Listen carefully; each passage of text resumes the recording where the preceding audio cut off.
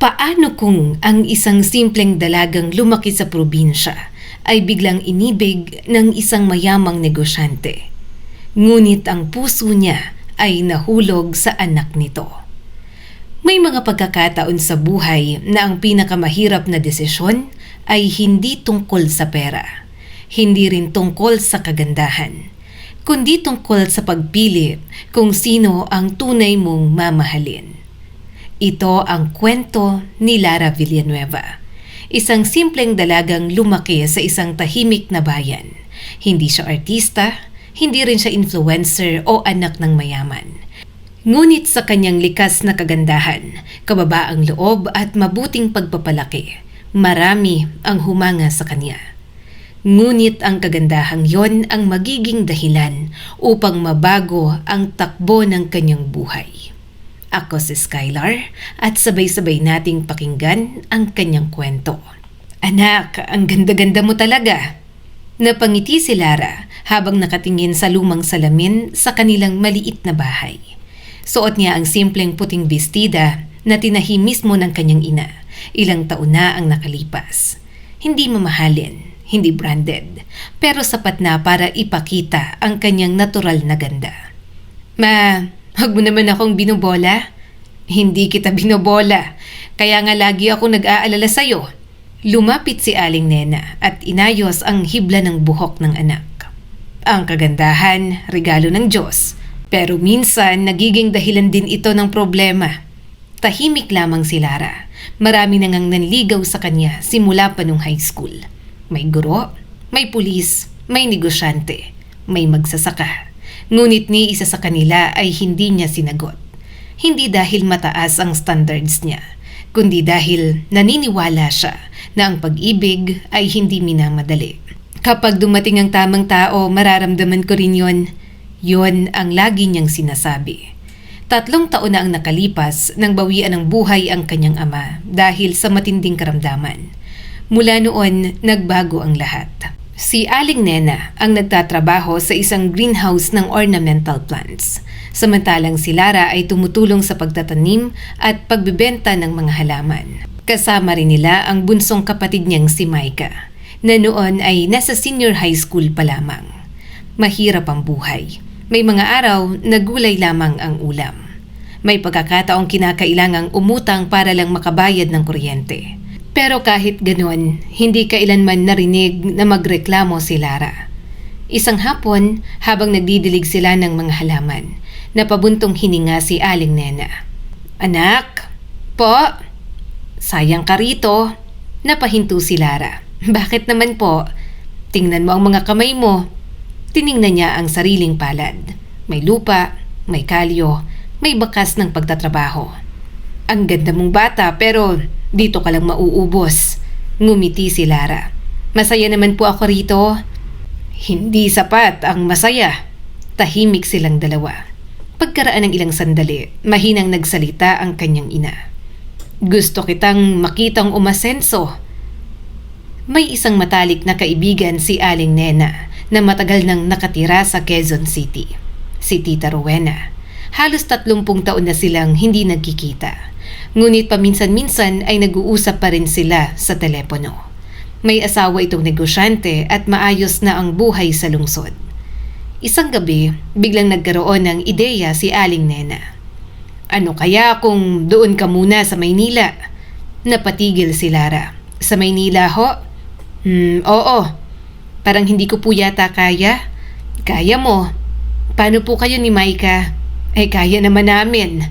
Pero hindi habang buhay ay nandito ka anak. Makalipas ang ilang araw, nagpunta si Aling Nena sa Maynila upang makipagkita kay Tita Rowena. Pagpasok pa lang niya sa kondominium ng kaibigan, hindi niya maiwasang mamangha. Napakalinis, tahimik, may elevator, may security guard, parang ibang mundo. Grabe, mahinang bulong niya. Pagbukas ng pinto, agad siyang niyakap ni Rowena. Nena! Rowena! Mahigit 2 oras silang nagkwentuhan. Nagbalikan ng alaala, nagkatawanan at kalaunan, inilabas na rin ni Aling Nena ang tunay na dahilan ng kanyang pagpunta. May papakiusap sana ako. Ano yon?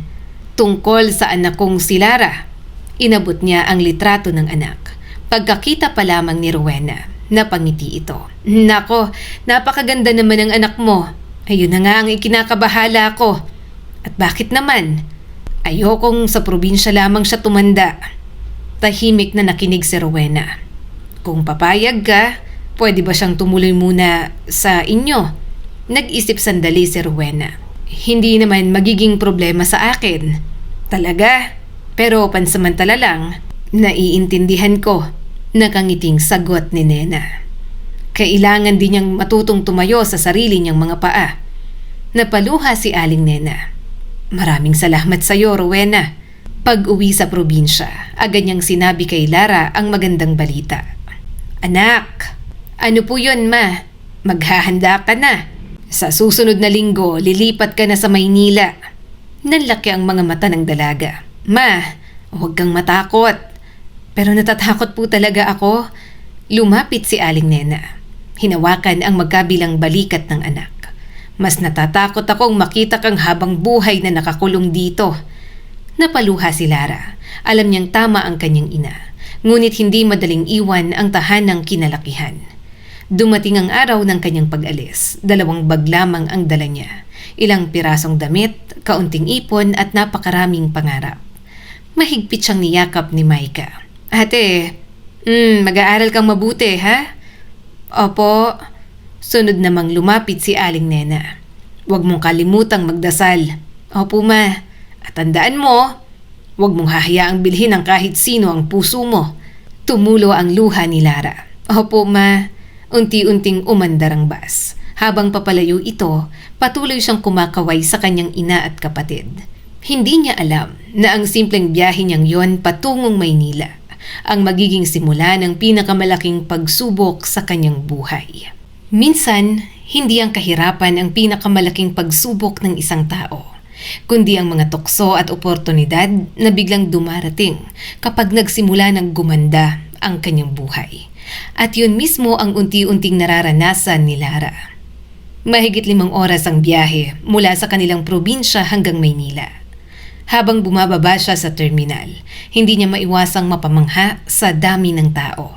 Busina rito, busina ron, mga matataas na gusali, mga billboard, at mga taong tila laging nagmamadali. Ganito pala talaga sa Maynila. Mahina niyang bulong habang mahigpit na hawak ang 2 bag. Ilang minuto lamang ang lumipas ay dumating na si Tita Rowena upang siya ay sunduin. Lara! Agad niya itong niyakap. Nako, dalaga ka na talaga. Kamukhang kamukha mo ang nanay mo nung kabataan namin. Napangiti lamang si Lara. Pagdating nila sa condominium, sinalubong sila ng asawa ni Tita Rowena. Isang maayos, manamit at seryosong lalaki. Si Tito Greg. Ikaw si Lara? Opo. Pinagmasdan muna siya nito mula ulo hanggang paa. Napatingin si Lara. Maganda ka nga. Agad siyang nahiya. Salamat po. Ngunit biglang nagbago ang tono ng boses ni Tito Greg. Pero tandaan mo, hindi sapat ang ganda para umasenso. Nasa sipag at disiplina pa rin ang lahat. Tumango si Lara. Opo. Napangiti si Rowena. Hayaan mo na ang Tito Greg mo. Ganyan talaga magsalita. Kinabukasan, habang nag-aalmusal sila, biglang nagsalita si Tito Greg. Lara! Po? Ano ang gusto mong trabaho? Kahit ano po. Kahit ano? Opo, basta marangal. Napatingin si Greg sa asawa nito. Bihira na ang kabataang ganyan ang sagot. Napangiti si Rowena. Sabi ko sa'yo, magkaiba ang pagpapalaki sa probinsya. Tahimik na tumango si Greg. Pagkaraan ng ilang sandali, may naisip siya. May bakante sa isa kong pastry shop. Nanlaki ang mga mata ni Lara. Talaga po? Oo, sa sales. Hindi ganun kalaki ang sahod sa umpisa pero matututo ka. Agad tumayo si Lara. Maraming salamat po.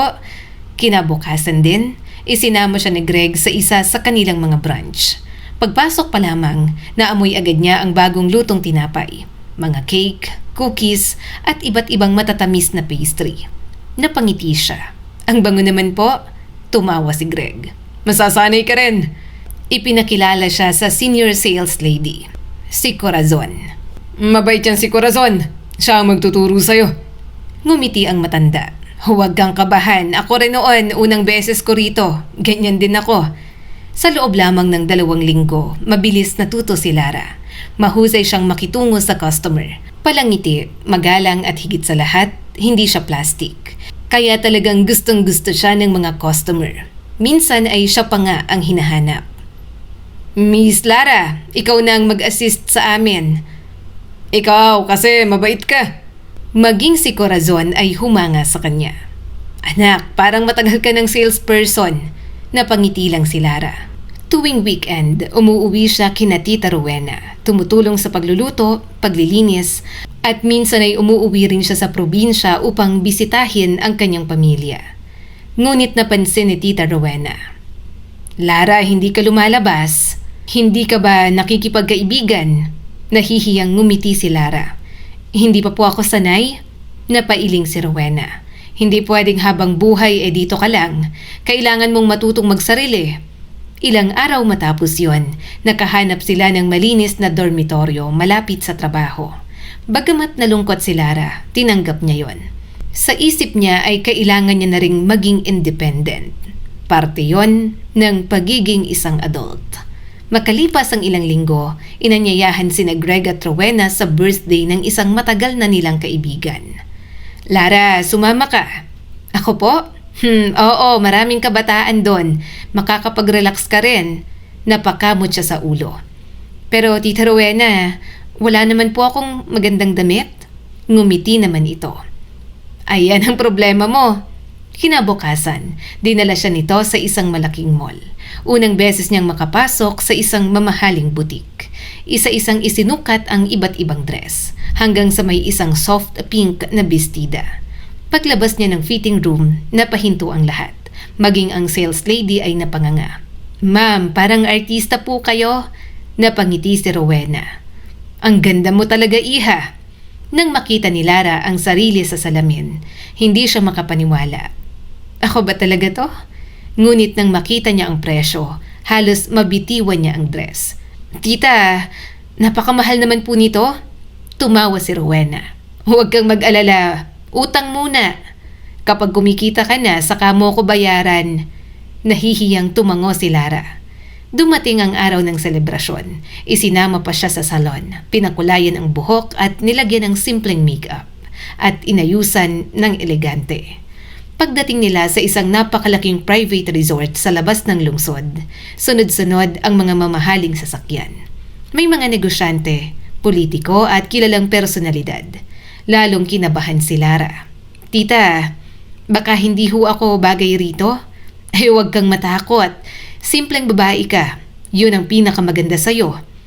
Pagkababa pa lang nila ng sasakyan, lumapit ang may-ari ng resort. Isang matagumpay na negosyante. Siguro ay nasa 50 years old na ito. Gwapo pa rin, maayos manamit, at halatang sanay sa marangyang buhay. Si Gael Montenegro. Greg! Mahigpit silang nagkamayan. Ngunit bigla itong natigilan nang mapatingin kay Lara. Para bang tumigil ang oras. Sino ang kasama ninyo? Ngumiti si Rowena. Anak-anaka namin. Taga Nueva Ecija. Hindi pa rin maalis ang tingin ni Gael. Napangiti ito. Napakaganda naman. Naramdaman yun ni Lara. At kahit magalang siyang ngumiti, may kakaibang pakiramdam mo siyang hindi maipaliwanag. Habang naglalakad sila papasok sa mansyon, hindi mapigilang tanungin siya ni Gael. Ilang taon ka na, Lara? 26 na po ako. May nobyo na ba? Bahagyang natahimik si Lara. Wala pa po. Napangiti ang negosyante. Mabuti. Napatingin si Greg. Alam na niya ang ibig sabihin ng ngiting yon. Paglapit nila sa loob ng hardin, mahina niyang ibinulong sa asawa. Parang delikado. Ano ang ibig mong sabihin? Tanong ni Rowena. Kilala ko si Gael. Kapag may nagustuhan yan, hindi basta sumusuko. Samantala, sa kabilang bahagi ng resort, may isang binatang kararating lamang mula sa swimming area. Matangkad, maputi, mahinhin ang kilos at halatang edukado. Paglingon nito, nagtagpo ang kanilang mga mata ni Lara. Pareho silang natigilan. Hindi nila alam na ang unang pagtatagpong yon ang magiging simula ng isang pag-ibig na magpapabago sa kanilang buhay. At ang mas masakit, ang binatang yon ay anak mismo ng lalaking nagsisimula ng magkagusto kay Lara. May mga pagkakataon sa buhay na ang pag-ibig ay dumarating sa panahong hindi mo inaasahan. Ngunit paano kung ang dalawang taong nagmamahal sa'yo ay mag-ama? At paano kung pareho silang handang ipaglaban ka? Hindi alam ni Lara na ang gabing yon sa engranding birthday celebration ang magiging simula ng pinakamagulong yugto ng kanyang buhay. Matapos ang maikling pagtatagpo nila sa hardin, hindi na naalis sa isip ni Adrian Montenegro ang mukha ng dalagang nakasuot ng simpleng pink na dress. Habang kausap ang ilang business partners ng kanyang ama, paulit-ulit siyang napapalingon sa direksyon ni Lara. Napansin yon ng kanyang kaibigan. "Pare, okay ka lang?" Napakurap si Adrian. "Bakit? Kanina ka pa nakatitig doon." Sinundan ng kaibigan ang kanyang tingin. Nakita nito si Lara na nakikipag-usap kay Rowena. "Aba, siya pala." Hindi sumagot si Adrian. "Crush mo na agad?" tanong nito. Bahagya siyang napangiti. "Hindi ko rin alam. Pero parang gusto ko siyang makilala." Samantala, abala si Lara sa pakikipag-usap sa ilang bisita. Hindi siya sanay sa ganoong klaseng pagtitipon. Lahat ay nakasuot ng mamahaling damit. Mga negosyante, abogado, kilalang personalidad. Pakiramdam niya ay siya ang pinakasimpleng tao sa buong lugar. Habang umiinom siya ng juice, may lumapit na binata. "Hi!" Napalingon siya. "Si Adrian." "Ako si Adrian. Ikaw si Lara, tama?" Nagulat siya. Oo. Napangiti ang binata. "Huwag mo na akong ipo. Magkaedad lang yata tayo." Napangiti si Lara. Sige." Nagkamayan sila. "Masaya akong makilala ka." "Ganon din ako." Hindi nagtagal, napahaba ang kanilang usapan. Napag-alaman ni Adrian na taga Nueva Ecija si Lara. Mahilig itong magtanim ng halaman, mahilig magbasa ng libro, at pangarap nitong balang araw ay makapagpatayo ng maliit na negosyo para sa kanyang ina.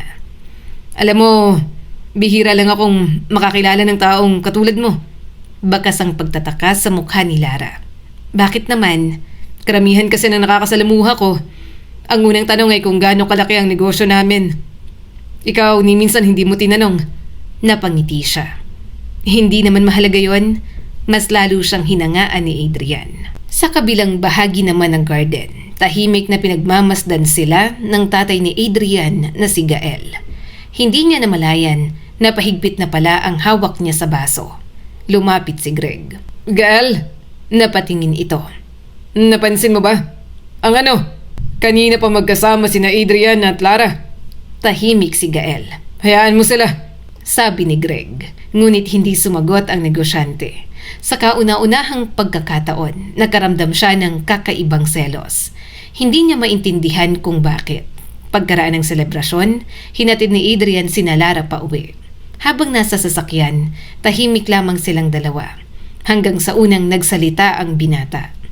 "Pwede ba kitang yayain magkape minsan?" Nagulat si Lara. Ako?" "Oo, sino pa ba?" Sandaling natahimik ang dalaga. Hindi pa siya kailanman nakipag-date, pero wala rin naman siyang nakikitang masama. "Sige," napangiti si Adrian. "Salamat." Lumipas ang mga araw. Paminsan-minsan ay dinadalaw ni Adrian si Lara sa pastry shop. Hindi naman ito nangungulit. Bumibili lamang ng tinapay. Minsan cake, minsan kape.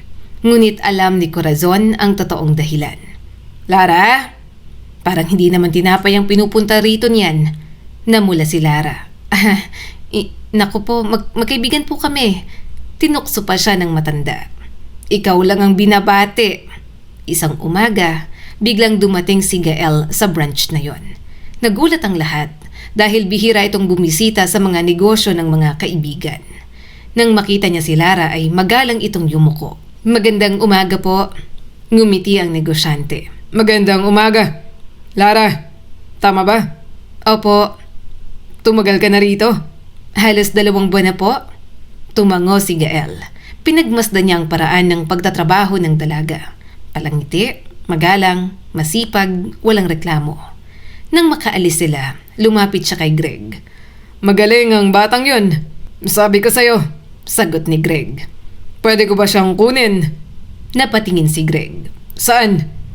Sa jewelry company ko. Nagulat si Greg sa sinabi ni Gael. Sa company mo? Oo. Greg, kailangan ko ng front desk receptionist. Mukhang babagay siya roon. Napaisip si Greg. Kung papayag siya. Nang ipaalam nila ang alok kay Lara, hindi siya agad nakasagot. Tita, hindi ko po alam. Mas mataas ang sahod, may health benefits, mas maayos ang schedule, ngunit depende kung gusto mo, kung papayag ka. Nakangiting sabi ni Rowena. Anak, minsan, kailangan nating tanggapin ang oportunidad. Makalipas ang 1 linggo, opisyal nang nagsimula si Lara sa Jewelry Corporation ni Gael. Isa yon sa mga kilalang luxury jewelry company sa bansa. Pagpasok pa lang niya, namangha siya sa loob. Makikintabang sahig, crystal chandeliers, mga alahas na milyon ang halaga, at mga customer na pawang mayayaman. Pakiramdam niya ay nasa ibang mundo na naman siya. Hindi nagtagal, napansin ng lahat ang bago nilang receptionists. Wow, lagi siyang nakangiti. Napakagalang. Ang gaan niyang kausap. Pati ang mga regular clients ay nagtatanong, sino yung bagong empleyado?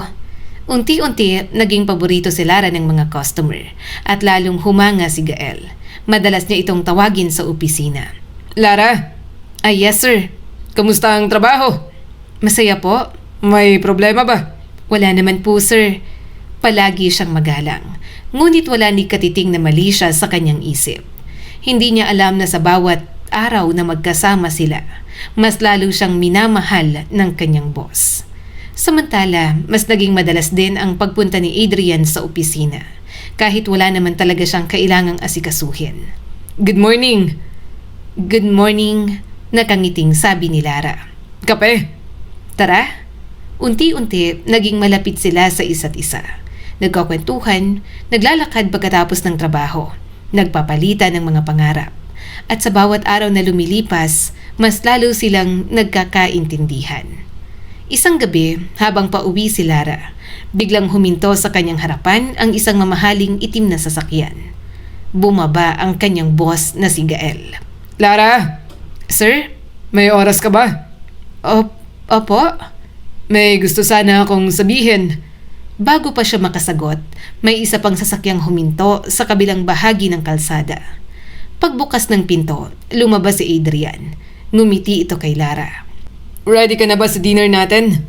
Biglang nagkatitigan ang mag-ama. Tahimik, mabigat, at puno ng tensyon. Doon lamang napagtanto ni Lara na hindi lamang pala siya ang nahuhulog sa pag-ibig, kundi maging ang dalawang lalaking pinakamalapit sa isa't isa. At wala siyang kaalam-alam na magsisimula na ang isang labanan na maaaring sumira sa kanilang pamilya. May mga taong handang lumaban para sa pag-ibig, ngunit mayroon ding mga taong handang manira para lamang hindi sila matalo. Hindi alam ni Lara na ang pagpasok niya sa marangyang mundo ng mga Montenegro ay hindi lamang nagdala ng pag-ibig, kundi pati na rin ang inggit at pagtataksil. Mula nang magsimulang magtrabaho si Lara sa kumpanya ng mga Montenegro, lalong naging maganda ang takbo ng kanyang buhay. Nakakapagpadala na siya ng mas malaking pera sa kanyang ina kada buwan. Napalitan na ang bubong ng kanilang bahay. Naipagawa ang sirang kisame. At nakabili pa siya ng bagong laptop para sa kanyang kapatid na si Micah. Isang gabi, habang magka-video call ang kanyang pamilya. Ate, masayang ipinakita ni Micah ang bagong laptop. Ang bilis nito? Napangiti si Lara. Basta pagbutihin mo ang pag-aaral. Opo. Napaluhan naman si Aling Nena. Anak, huwag mong kalilimutang mag-ipon para sa sarili mo. Napailing si Lara. Masaya na po akong maayos na kayo. Hindi niya namamalayang sa kabilang panig ng lungsod, may isang taong unti-unti nang nabubuo ang galit sa kanya. Hindi lingid kay Gael na halos araw-araw nang bumibisita ang anak niyang si Adrian sa opisina. At hindi rin lingid kay Adrian na madalas ding ipinapatawag ng kanyang ama si Lara. Ngunit pareho nilang iniiwasang pag-usapan yon hanggang isang gabi habang magkasalo sila sa hapunan. Dad, may gusto sana akong sabihin. Ibinalik ni Gael ang kubyertos. Ano yon? Huminga ng malalim si Adrian. Gusto ko si Lara. Natahimik ang buong dining room. Unti-unting nawala ang ngiti sa mukha ng ama. Anong sinabi mo? Mahal ko siya. Tahimik na tumayo si Gael. Naglakad siya papunta sa malaking bintana. Matagal bago siya muling nagsalita. Kalimutan mo siya. Nagulat si Adrian. At bakit naman po, Papa? Dahil hindi siya ang babaeng para sa'yo. Paano niyo ho nasabi? Hindi agad sumagot ang kanyang ama. Sa halip ay mariing sinabi nito. Dahil ako rin ay may gusto sa kanya. Parang gumuho ang mundo ni Adrian. Papa, hindi kayo seryoso. Sa tingin mo ba ay nagbibiro ako? Napaatras ang binata. Hindi siya makapaniwala. Hindi niya kailanman naisip na darating ang araw na magiging karibal niya sa pag-ibig ang sarili niyang ama. Kinabukasan, hindi nagkibuan ang mag-ama sa opisina. Napansin yon ng mga empleyado. Laging magkasama yung dalawa. Ngayon parang hindi nagpapansinan. Hindi alam ni Lara ang totoong dahilan. Akala niya may problema lamang sa negosyo. Pagkaraan ng ilang araw, inimbitahan ni Adrian si Lara na mananghalian sa isang maliit na cafe. Hindi mamahalin. Simple lang, katulad ng gusto ni Lara. Habang kumakain sila. Lara, Oh, bakit? may sasabihin sana ako. Napatingin siya sa binata. Huwag kang mabibigla. Kinabahan si Lara. Mahal na kita. Natahimik siya. Hindi siya agad nakapagsalita. Sa unang pagkakataon, may isang lalaking umami ng nararamdaman sa kanya na hindi dahil sa kanyang mukha, kundi dahil sa kung sino siya. Lara, hindi naman kita minamadali. Gusto ko lang malaman mo. Napangiti siya. Hindi ko alam ang isasagot, Adrian.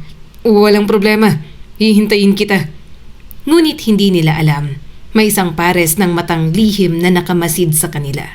Isa sa mga senior employees ng kumpanya, si Vanessa. Matagal na nitong gusto si Adrian at matagal na rin niyang pangarap na maging bahagi ng pamilya Montenegro. Kaya nang makita niyang si Lara ang malapit sa binata, unti-unting napalitan ng matinding inggit ang kanyang puso. Hindi maaari.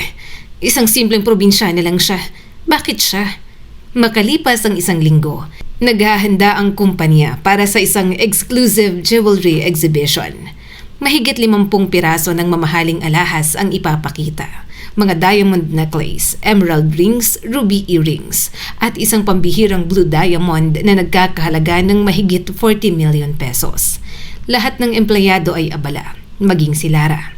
Siguraduhin ninyong kompleto ang inventory, utos ng manager. Apo, isa-isang sinuri ang mga alahas, nilagyan ng security tags at inilagay sa display vault.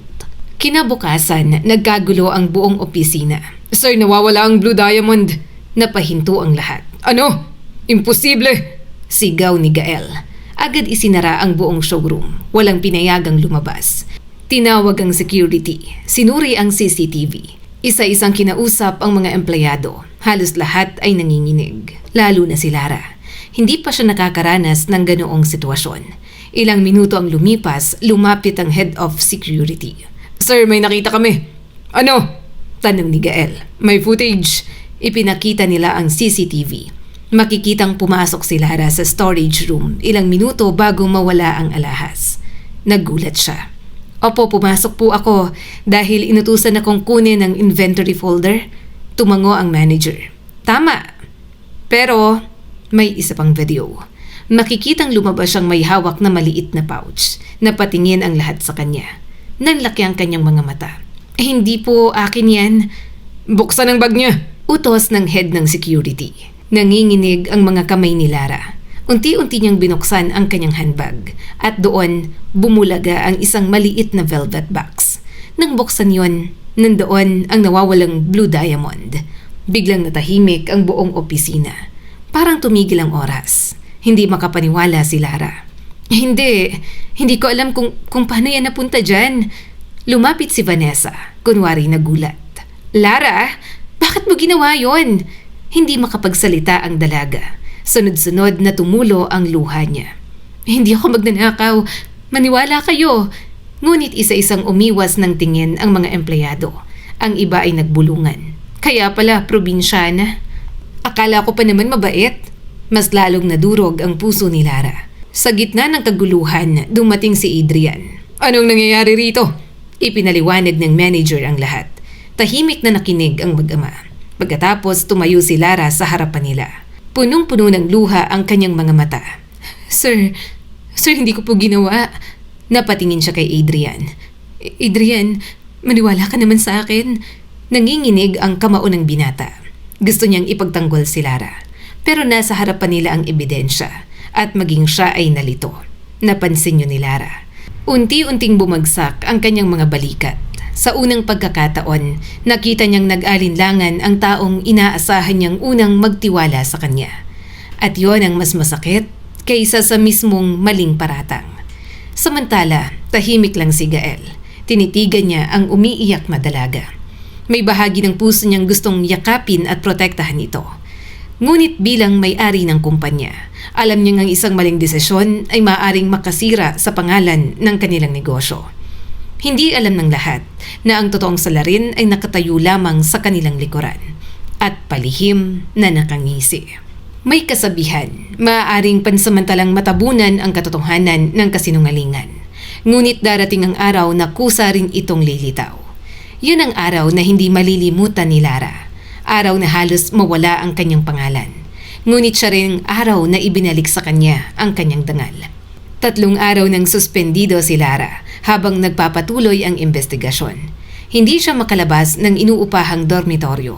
Halos wala siyang ganang kumain. Hindi niya rin masabi sa kanyang ina ang totoong nangyari. Ayaw niyang mag-alala ito. Ngunit napansin na rin ni Aling Nena ang pagbabago. Anak, bakit parang umiyak ka? Pinilit ngumiti ni Lara habang ka-video call ang kanyang ina. Wala po, ma. Pagod lang? Hindi naniwala ang kanyang ina.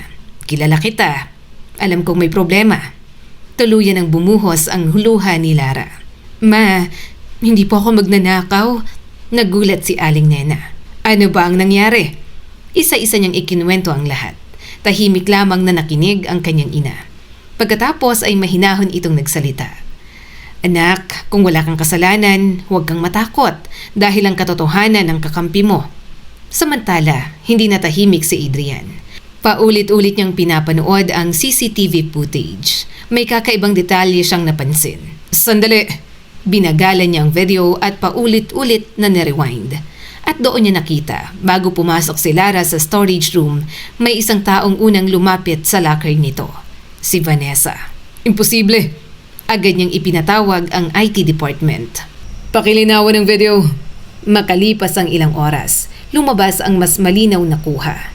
Kitang-kita rito na habang walang tao, palihim na binuksan ni Vanessa ang handbag ni Lara at may inilagay itong maliit na velvet box.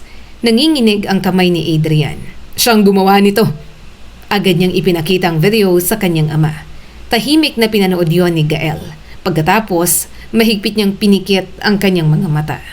Hindi ko inakalang aabot tayo sa ganito. Kaagad niyang ipinatawag ang buong management team, kasama si Vanessa. Pagpasok ni Vanessa sa conference room, napansin niyang naroon ang lahat. Mga executive, security, legal department at si Lara. Kinabahan siya. Ano po ang nangyayari? Tahimik na nagsalita si Gael. May gusto lang kaming ipakita. Binuksan ang malaking monitor. Unti-unting nag-play ang CCTV recording.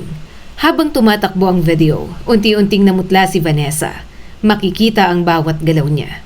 Ang pagbukas sa bag, ang paglalagay ng box at ang mabilis niyang pag-alis. Biglang natahimik ang buong silid. Wala akong... Hindi yun ang buong video. Sigaw ni Vanessa. Ngunit nagsalita ang head of security. Original copy po yan. Walang editing.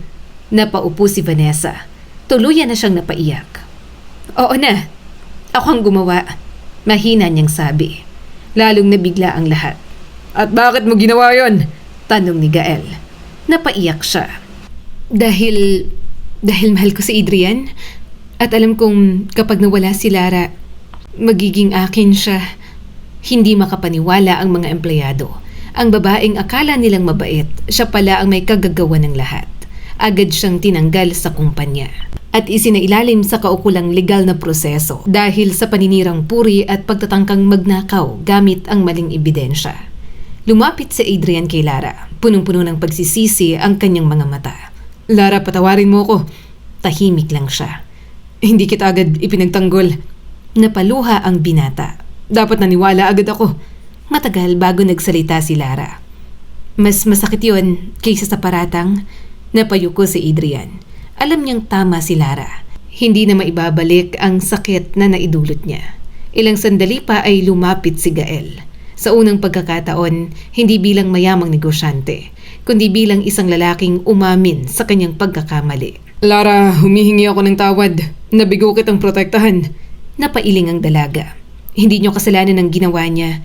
Pero responsibilidad ko ang bawat empleyado sa kumpanyang ito. Sandaling natahimik si Gael. Pagkatapos ay huminga siya ng malalim. May isa pa akong dapat sabihin. Natahimik ang lahat. Tama ang hinala mo. Minahal din kita. Nagulat si Lara. Ngunit ngumiti lang siya ng magalang. Maraming salamat po pero ang respeto ko po sa inyo ay parang sa isang ama. Napapikit si Gael. Masakit, ngunit tanggap niya ang katotohanan. Lumapit siya sa kanyang anak. Tinapik niya ito sa balikat. Adrian, kung siya ang nagpapasaya sa'yo, hindi na ako hahadlang. Nanlaki ang mga mata ng binata. Dad, Ngumiti si Don Gael. matagal na akong nabubuhay at ikaw naman ang bumuo ng sarili mong pamilya. Hindi napigilan ni Adrian ang yakapin ang sariling ama. Salamat po. Ilang buwan ang lumipas, mas lalo pang lumago ang Montenegro Jewelry Corporation. Ngunit mas malaking pagbabagong nangyari sa kanilang pamilya. Mas naging malapit ang mag-ama. Samantala, tinanggap ni Lara ang alok na maging Corporate Social Responsibility Manager ng kumpanya. Siya ang namahala sa mga scholarship program, pati na rin sa livelihood projects para sa mga mahihirap na komunidad.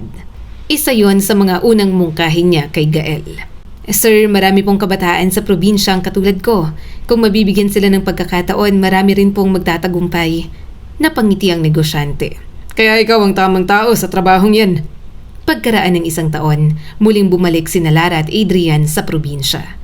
Sa parehong bahay, sa parehong bakuran, ngunit ibang-iba na ang sitwasyon. Naipagawa na ang kanilang tahanan, may maliit na greenhouse na, at may sarili ring flower shop si Aling Nena. Pagkababa nila ng sasakyan, mahigpit silang niyakap ng kanyang ina. Anak, natupad mo rin. Napaluha si Lara. Hindi po ako, tayo. Makalipas pa ang ilang buwan, sa parehong simbahan kung saan minsang ipinagdasal ni Lara ang kinabukasan ng kanyang pamilya. Doon din ginanap ang kanyang kasal. Habang naglalakad sa aisle, nakita niyang nakangiti si Adrian. At sa unang hanay ng mga bisita, tahimik na nakaupo si Gael. Palakpak ng palakpak. Hindi bilang isang lalaking nabigo sa pag-ibig, ngunit bilang isang amang masayang nakitang natagpuan ng kanyang anak ang tunay na kaligayahan. At sa pagkakataong yon, napatunayan nilang lahat na ang tunay na pag-ibig ay hindi ipinaglalaban sa pamamagitan ng kapangyarihan o kayamanan.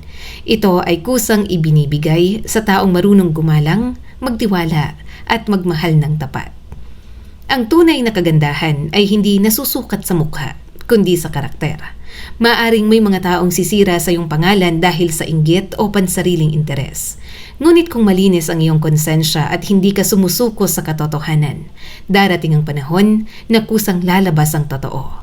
At higit sa lahat, ang pag-ibig ay nakabatay sa respeto, pagtitiwala at kabutihan ng puso ang siyang nagtatagal. Hindi ang pag-ibig na ipinipilit o binibili ng kayamanan. Muli, ako si Skylar at sana ay may bago na naman kayong natutunan sa kwento natin ngayon.